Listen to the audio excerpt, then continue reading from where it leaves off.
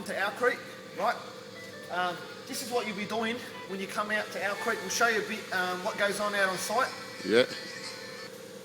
Right, this is Wiki. Insert. So you and an offsider will always be on this pump. This is a pump. This is the back of the pump. This is how the pump will be set up. Wiki's about to show you how it gets set up and what's going to happen. So listen and learn what's going to go on here. You'll be studying this video anyway. So please listen in. Let's go, Wick. That's a 5-inch rubber. This is a gasket, right? That's a belly. That's what goes on the back of the pump. So Wicky's now putting his rubber on.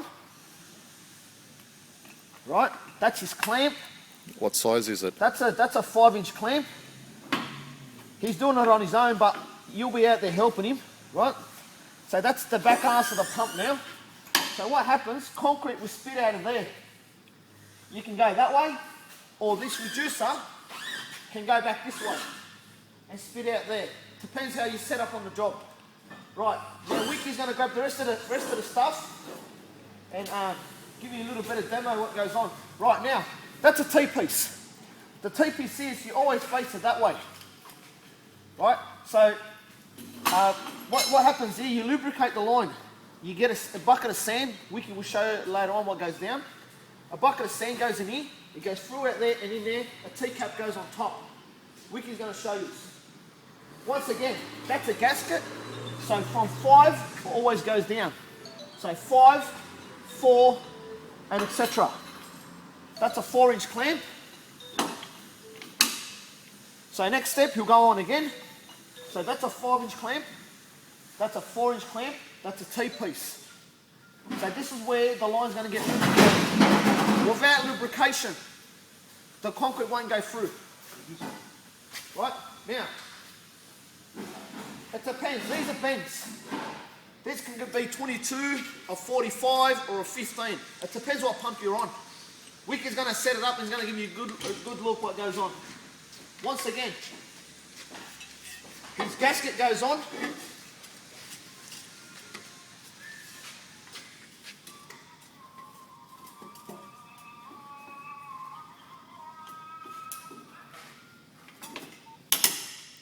What size is that clamp? That's a 4-inch clamp. Right? Now, the reason why he's put that bend on is for it to sit on the floor. As soon as it sits on the floor, the pressure's off the pump. If you're going to have it in mid-air, there's a lot of pressure on the pump. And just remember something, these pumps are very dangerous. You can get hurt. So just keep that in the back of your head. Now, so what's this? This is called a reducer.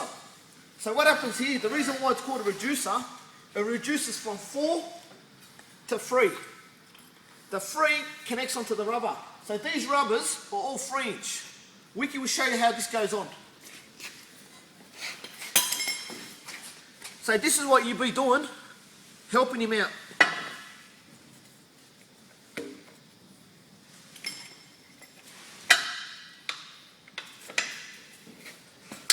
Clamps on.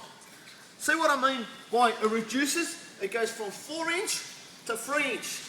Remember, we started at 5, went to 4, 4, 4, then it's gone down to 3. Right? Now Wicky's going to show you how the 3-inch goes.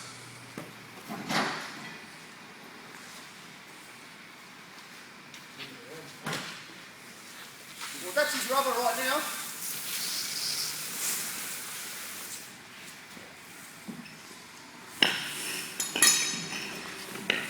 So now this is the rubber. It's a flexible hose and it can go wherever you want. Also, it can be very dangerous when it gets blocked. That's why you've got to lubricate the line. 95% of the times where a concrete pump gets blocked is in this reducer. The reason why, it reduces from 4 to 3. We'll show you how this works now. So remember, we're back down at 3-inch now. That's his gasket. That's his clamp.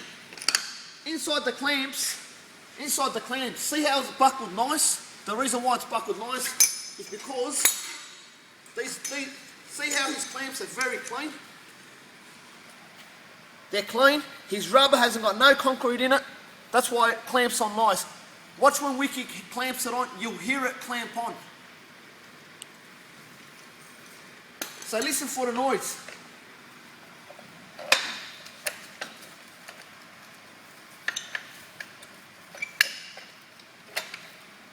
See that? That's how you can tell if his clamps are clean or not. Now, that's his lead. You always have 2 or 3 rubbers outie. It's only 1 rubber. That's a lead. The reason why it's called a lead, there's no 2 ends on there. See how that's got an end? Usually, when there's 2 ends, it's called a double ender. So an end and an end, that's called double ender. Right, so that's the lead. That's where the concrete will come out from. Right, now, great example. You'll be out on a footpath, out on site, right? Obviously you can tell how prepared Wiki is.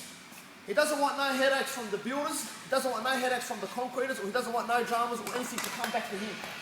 If he F's up a job, or F's up the concrete on the floor or a footpath, he'll be responsible. So, have a look what he's done. He's got himself some timbers, he's put them underneath, so we don't have that. When this machine kicks, it kicks hard, forward and backwards. So now, right, we're coming in,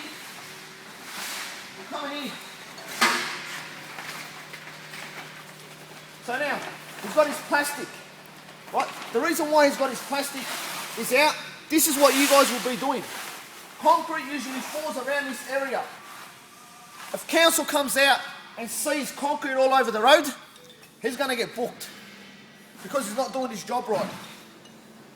Now, what happens if concrete falls down, the council comes out, he's safe, right?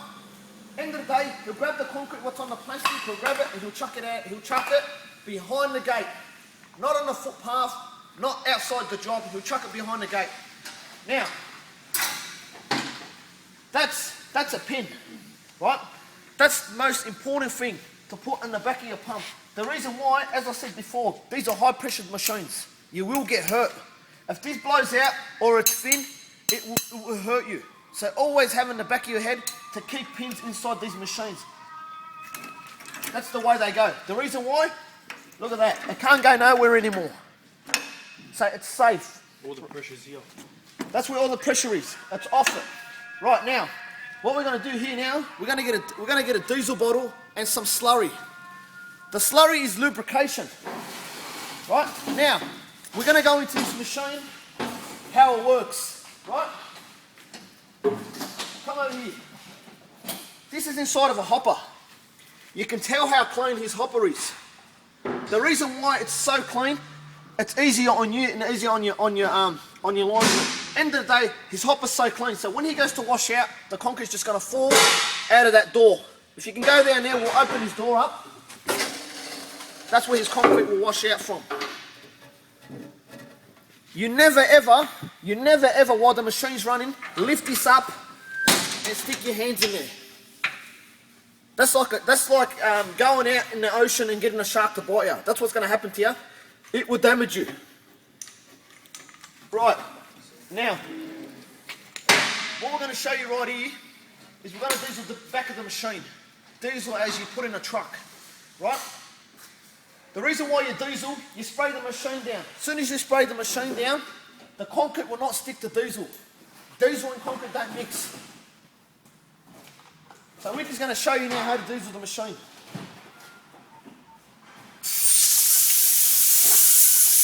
There you go. There's diesel going all over the machine.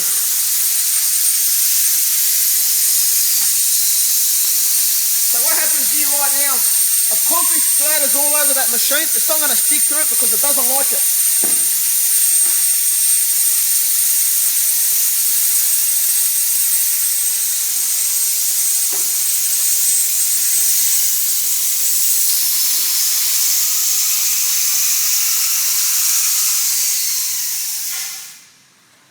That's done. Where does it connect? Now, so if any concrete goes around the machine, it's not going to stick to the machine. As you can see, this machine's about 1.5 years old. Right? He's got it in good nick. Right, now, what we're going to do now, we're going to show you how to lubricate So this is bricky sand. You cannot use Sydney sand or light sand. It's bricky sand. When sand mixes with water, this doesn't go to the bottom. It rises up to the top. Now, this sand has to look like a milkshake. It can't be too thin or it can't be too thick. If you mix it wrong, what happens? The lubrication goes in here and you're going to get blocked right there. That's how you know it's a crap mixed the way you've mixed it. Right. So what we're going to do now, right, we're going to say this is mixed.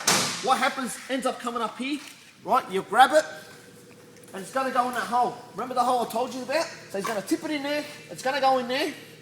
So now the slurry's going in there. What happens? He connects his T-piece up. Now the slurry's sitting right there, right? That's got to go a couple of rubbers. So you've got to always mix up to a bucket. He's connected his T on, right? Now, he's ready to go. He's ready to go now. He starts the machine up, it gets going, the machine gets going, and what happens? The slurry's there. So as soon as he starts pushing through now, so what happens? It starts winding in there because of the pressure. You got one that sucks and one that pushes, right? So it works like that. Rotate. One sucks, one pushes the concrete. So now the slurry's getting pushed through there. The slurry's there, the concrete's behind it. So what happens?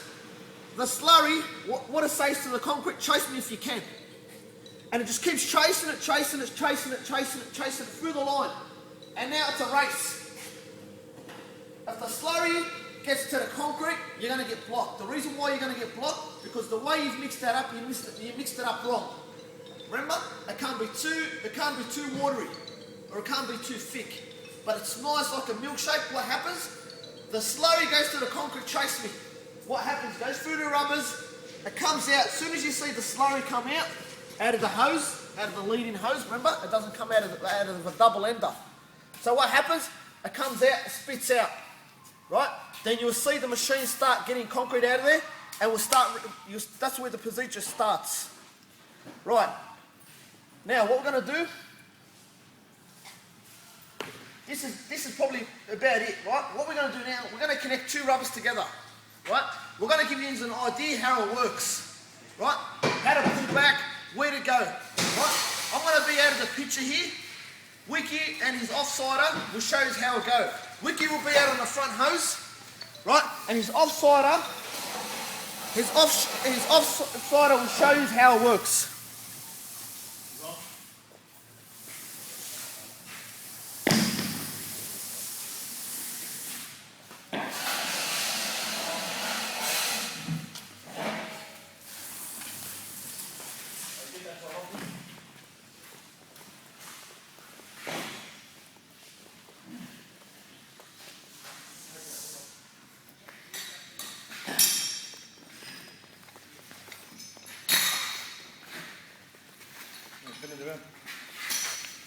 Using your double ender, connect it up again. Same as the rest. What size is that? 3 inch. Bend it around to here.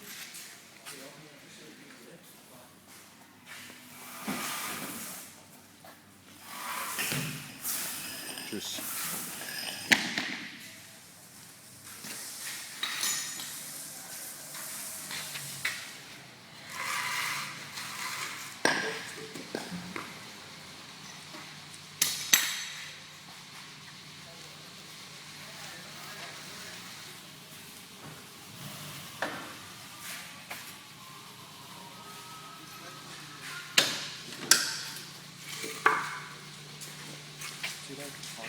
Right, so what happens now? This is the line. You can have a look at it. You're probably thinking, what is it? A crocodile or what is it? Right. Now, if you're gonna treat it, if you're gonna think, oh, I'm scared of it, it's gonna bite you. I'm telling you, you've got to manhandle this. Now we're going to show you, right? These two here are talking to each other. They must communicate at all times. If you're not going to communicate with your partner, we're not going to go nowhere. You're going to kill each other. One's going to pull right and one's going to pull left. I'll show you as a good example, right? Now, this is Wiki. This This is where the